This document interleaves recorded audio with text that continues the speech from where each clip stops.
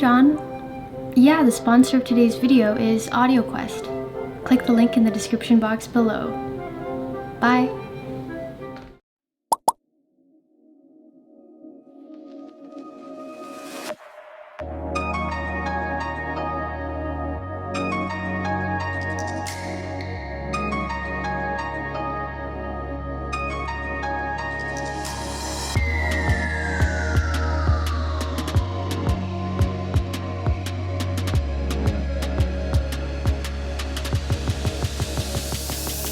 Do you like my new speaker stands?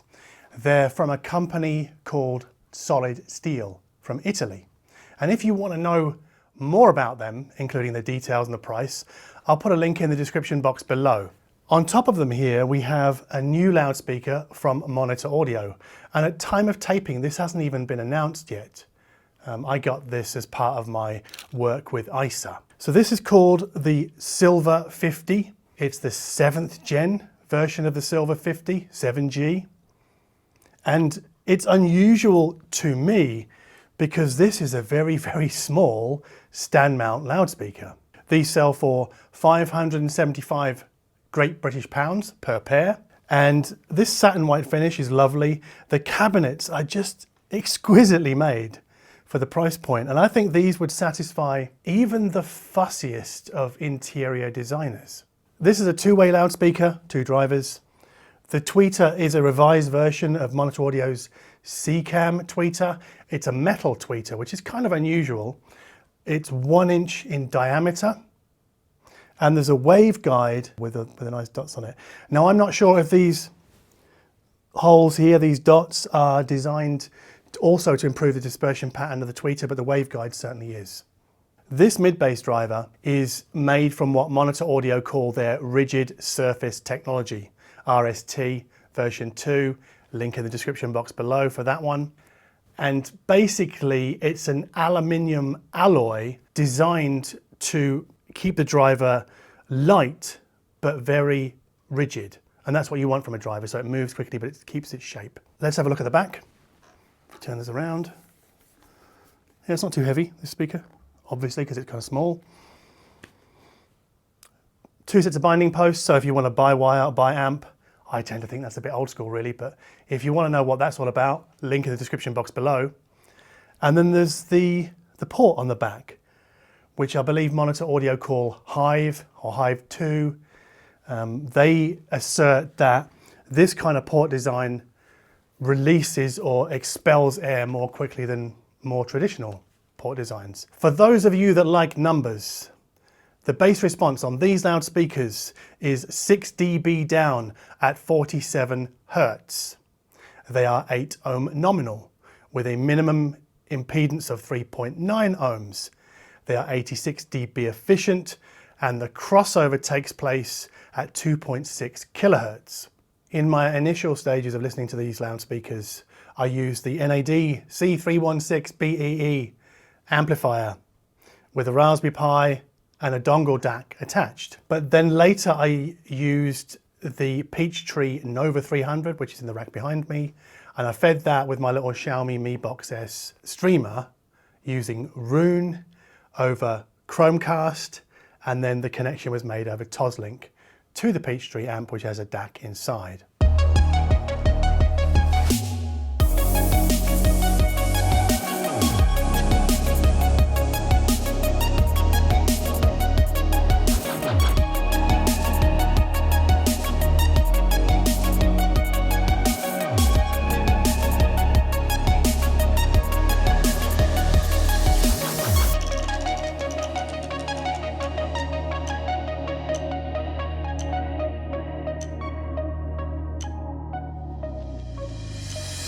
Can we agree that Neil Young and Crazy Horse's most underrated, and I think one of their best albums actually, is Sleeps with Angels from the mid-90s? Because it has a lot of delicate song work and piano work, but also some more raucous guitar numbers. It's certainly the Crazy Horse album with the broadest range of material. And I keep coming back to it, and every time I play it, I love it. And I hammered it during this review, as well as hammering Björk's Vespertine, which for me is the last great Björk album. The rest of the stuff that came afterwards, I'm a bit about. I've also been listening to the new Dark.Side album a lot. It's called Spiral. And then some drum and bass. So there's a 1990s track by Link, who is actually Global Communication, I think, called Amenity. But it's the Chameleon remix, I think. It's a drum and bass track. It's on a couple of compilations. It's quite hard to find, but it has a Ferris Bueller's Day Off sample about if you don't stop to look around once in a while, you could miss it. I've also been playing a lot of Forest Drive West, which is both electronic music in the sort of traditional ambient techno sense on the They Live EP, but then more drum and bass or jungle on the Jungle Crack EP, which I've mentioned in a review before. And it's just a monstrous track that samples a British comedy show from the early 2000s. I think it's hilarious.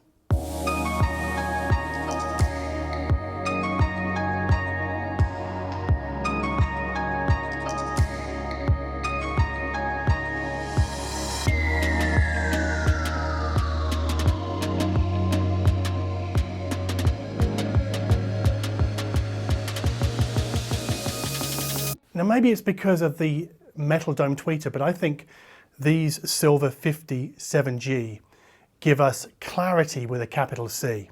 So what that means is we get a really good sense of Neil Young's guitar tone on the really long track on Sleeps with Angels called Change Your Mind. But we also get to hear the interplay between his piano and the drummer, whose name I've forgotten right now, on the sort of quieter, more subdued tracks. But when we cut over to something like Jungle Crack, what's interesting here is that clarity really allows us to hear the nature of the drum hit that was used as the sample for the percussive clatter that can often get quite muddled by lesser systems. And these speakers really let us take a good look at, you know, the nature of, I guess, the tone of the drum hit or the timbre of the drum hit, but like the color of the drum hit. You can really hear where it sort of came from, but the transparency still pulls apart those frenetic drum hits. So basically drum and bass doesn't sound as confusing or as complex. And the Dark.Side album gives us what I would refer to as an LS35A level of mid-range intelligibility. And that's not just better resolution of Nicholas Jar's vocal, but also the dub washes that swirl around the more pummeling techno of Basic Channel's Philips track. And that laser-guided focus and top-down layer separation shows up again on Björk's Vespertine, which is primarily vocals, beats and strings. But the Monitor Audio speakers do this without ever sounding cold or clinical. This is a very detailed speaker, very transparent, especially from the waist up. But I never thought that I was being held at arm's length emotionally, because what we want from a loudspeaker, or from any kind of hi-fi system really, is emotional engagement. A track I introduced in the Dongle DAC video was Orbital's LC1. I went back to that for this review and noticed how the soundstage wasn't just confined by the limits of the loudspeakers.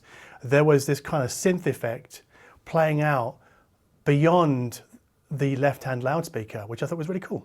Cutting over to the They Live EP by Forest Drive West, we note a good sense of low-end definition and texture and just a little bit of wallop, but only a little bit. If you want a really good microdynamics test track, I would recommend Fortet's My Angel Rocks Back and Forth.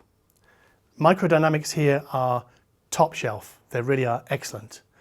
But the Silver 57G really lack the cut and thrust of other loudspeakers, even less expensive loudspeakers. Macrodynamics on a very, very tight leash here, and it makes Forest Drive West sound a little bit stunted. And there's not as much basic channel bounce or low-end jump factor that I would really like, or as we hear from the LS50 Meta from Kef, or even the Q Acoustics 3030i. And that makes them neither a lean-in kind of speaker or a lean-back kind of speaker. The Silver 50 are just very matter-of-fact.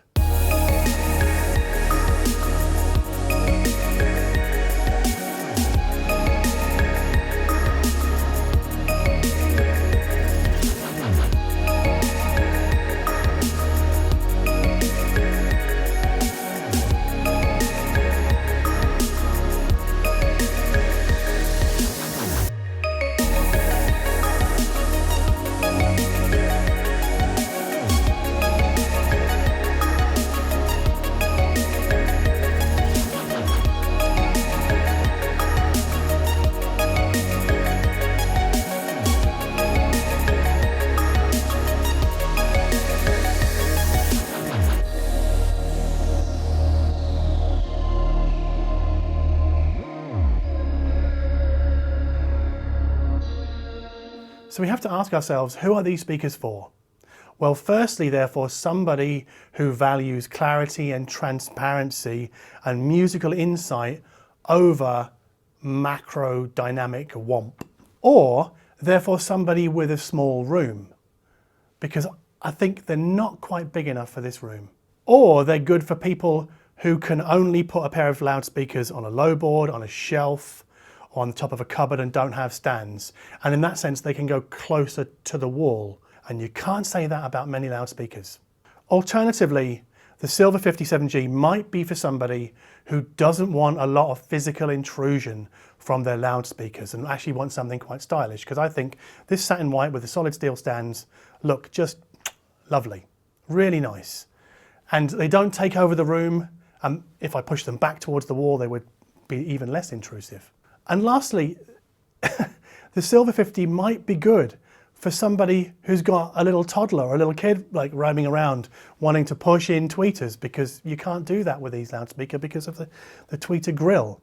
So if you've got a young family, this is probably a good speaker for you. How would I use them? Well, for a while now, I've actually been looking for a pair of loudspeakers that would work along this wall here, because I'm thinking about moving my projector to the other side of the room to fire onto this wall.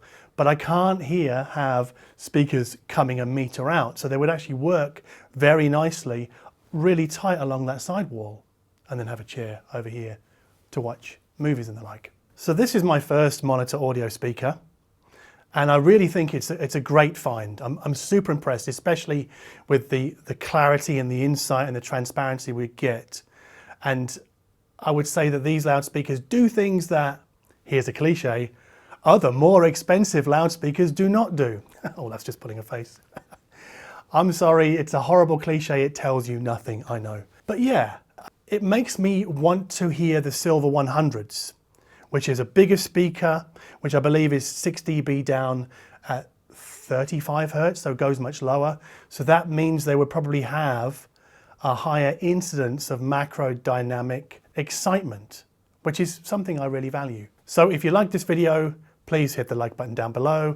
If you like my attitude towards high-end audio, in that I have my own priorities when it comes to listening and I have to call them out. So yes, I value clarity and transparency, but I also like dynamics, and I'm actually happy to trade a little bit of clarity and transparency for better dynamics. So I guess for me, dynamics are more important, but not everybody's like that.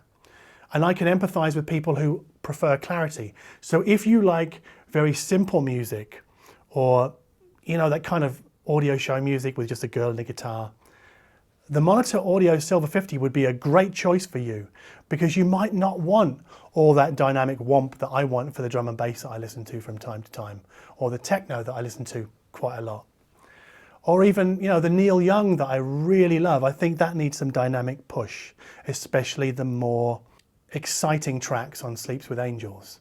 I think the title track is kind of fairly raucous with a guitar and fairly lively. Anyway, I'm rambling so much. Yeah, if you like all of that, then please subscribe to this channel, and as always, thank you ever so much for watching.